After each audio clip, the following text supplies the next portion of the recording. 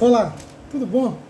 A crise de identidade que muita gente tem passado dentro das igrejas, vivenciando uma experiência de fé que não produz frutos genuínos, no sentido de transformação profunda que o Evangelho promete e proporciona.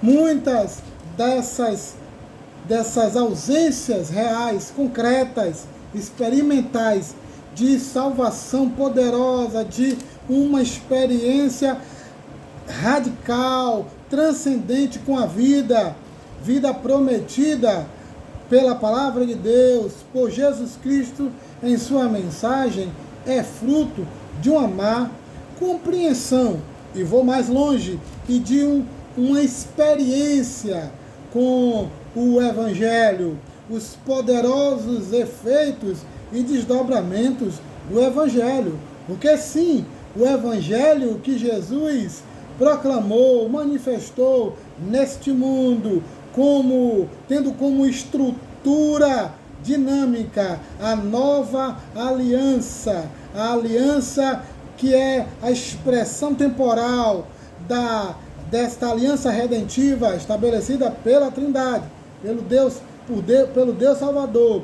Essa experiência deste Evangelho, este Evangelho do Reino, este Evangelho transcendental, ele fez parte e faz parte daquilo que nós experimentamos, ou deveríamos, dentro da estrutura da missão da igreja, que é o corpo de Cristo, que é o próprio Jesus, o cabeça, de modo espiritual e místico, dirigindo esta nova comunidade. Sim, porque a igreja é a nova comunidade, onde estão presentes, agregados, organicamente funcionais, os discípulos, aqueles que são o novo ser, esta nova humanidade que caminha a passos largos à plenitude, que é a glorificação no retorno de Jesus, na segunda parousia. Este Evangelho tem efeitos poderosíssimos. E a partir de hoje, nós iremos experimentar destes poderes, e entender e compreender estes poderes que distinguem quem é quem dentro da igreja, porque muitos, infelizmente, nos templos só experimentaram os ritos introdutórios numa perspectiva religiosa. Não experimentaram as ordenanças, não experimentaram tudo aquilo que faz parte dos sinais do Evangelho, da presença do Evangelho, de modo salvífico, de modo poderoso, de tal maneira que gere transformação poderosa, que gere efetivamente mudanças transcendentais, mudanças transmigratórias, transfigurantes, que mudam a nossa vida de tal forma que nos tornamos um novo homem, um novo ser, nascido do alto.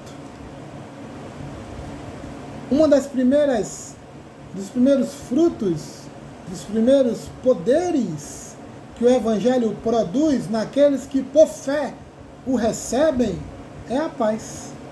Olhe bem, quanta coisa, e quanta filosofia, e quanta ideologia é apresentada, a maior parte delas, evidentemente, como narrativas, mas são apresentadas como solução para esse dilema da paz. Dilema existencial, dilema humano, que acaba consumindo e, por não dizer também, saturando toda a experiência dos falantes neste mundo, nos colocando no que podemos chamar de crise, angústia e culpa. Vivemos muitas vezes como raça, experimentando angústia e culpa. O Evangelho promete solucionar isso nos dando a paz. Paz real. Quando eu penso nisso, nesse efeito do Evangelho, nesse fruto do Evangelho, nesse desdobramento efetivo e positivo experimental do Evangelho, eu penso na frase de Jesus, João capítulo 14, 27. Jesus vai dizer um pouco sobre essa paz que é fruto do Evangelho. Que não podemos esquecer que é a boa notícia de que Deus nos oferta salvação real ao homem e à humanidade perdida, fundamentada exclusivamente na obra redentora de Jesus como nosso mediador, nosso Messias. Então nós não podemos esquecer isso quando estamos discutindo sobre o Evangelho. Mas quais são esses poderosos frutos e efeitos do Evangelho nas nossas vidas? Notem bem, paz integral. Então, olha o que Jesus diz: deixo com vocês a paz. A minha paz lhe dou. Não lhe dou a paz como o mundo a dá. Que o coração de vocês não fique angustiado nem com medo. Lembra que eu falei?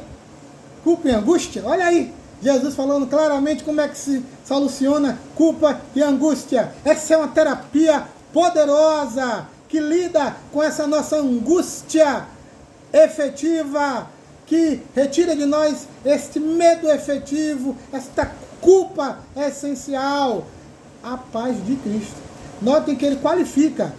Essa paz não é uma paz que ideologicamente está sendo oferecida, que faz parte dessa narrativa toda que as pessoas vendem, sobretudo hoje nos tempos de mídia social. Não, essa paz é minha, é a paz que eu lhe dou, ela é diferenciada, ela é qualificada.